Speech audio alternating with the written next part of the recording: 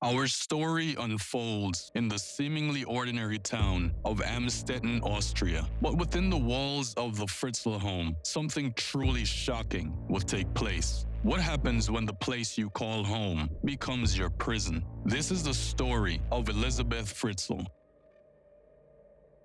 When she was just 18 years old, what started as a normal day quickly spiraled into captivity and torture. But to fully grasp the extent of this tragedy, we must first understand the events leading up to that fateful day, centering around her father, Josef Fritzl. Was likely fueled by his upbringing by a toxic mother and father who abandoned them. And he used to go outside people's houses and listen to them having sex.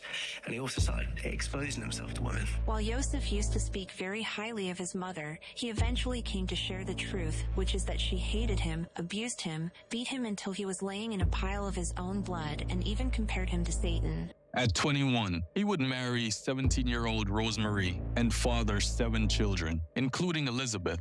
Josef's abusive behavior extended beyond his wife. When Elisabeth was 11 years old, Fritzl started assaulting her. A deeper examination of Josef's life uncovers a complex web of psychological trauma, setting the stage for the profound tragedy that would be Elisabeth's life.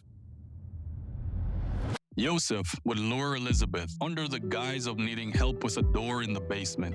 Elisabeth's ordeal took a horrifying turn when she was rendered unconscious by an ether-soaked towel, a sinister act of betrayal by the very person who was supposed to protect her. Josef had meticulously constructed a windowless dungeon. This is also where she would give birth alone, using only a book on pregnancy. Over the years, she had 7 children.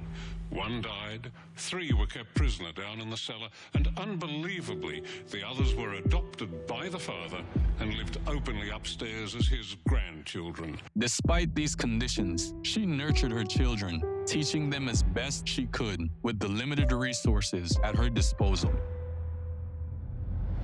Tragedy struck when Elisabeth's daughter, Kirsten, became gravely ill. With this, Josef was compelled to seek medical help, triggering a chain of events that would ultimately reveal the shocking truth. Upon examination, doctors found that Kirsten was in serious condition, suffering from life-threatening kidney failure on top of several other medical issues brought on by a vitamin D deficiency. So they said, we have to find the mother very urgently.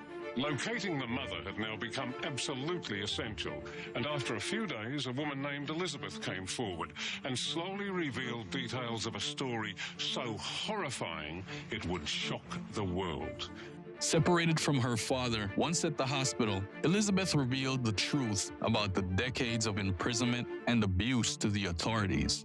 Josef Fritzl was promptly arrested and later put on trial in 2009. He was found guilty on several charges: murder, enslavement, false imprisonment, coercion, rape, and incest. He was sentenced to life in prison. Upon being freed, Elisabeth's story shocked the globe. It was here in the cellar that Josef Fritzl kept his daughter Elisabeth captive for 24 years. They had all sorts of infections because of the filth, of the humidity of the place where they lived. It was infested with bacteria, with insects. How did she survive in the face of such terror? It would have been almost impossible for her to survive alone, on her own. But she had a reason to live. She had the children, she taught the children, she tried to maintain an almost normal life. The road to recovery has been long and challenging. Today, the story of Elisabeth Fritzl underscores the depths of human depravity, but also profoundly embodies a testament of strength. This case not only highlights the complexity of familial abuse and the psychological resilience required to overcome such profound trauma, but also a significant issue in social and child welfare systems, given the duration of Elisabeth's captivity without detection. I remember I was standing down there in the cellar and thought, well, they were down there for 24 years. So now I try to imagine what that means. And I thought, well, where have I been 24 years ago and what happened in this time? And it feels like forever.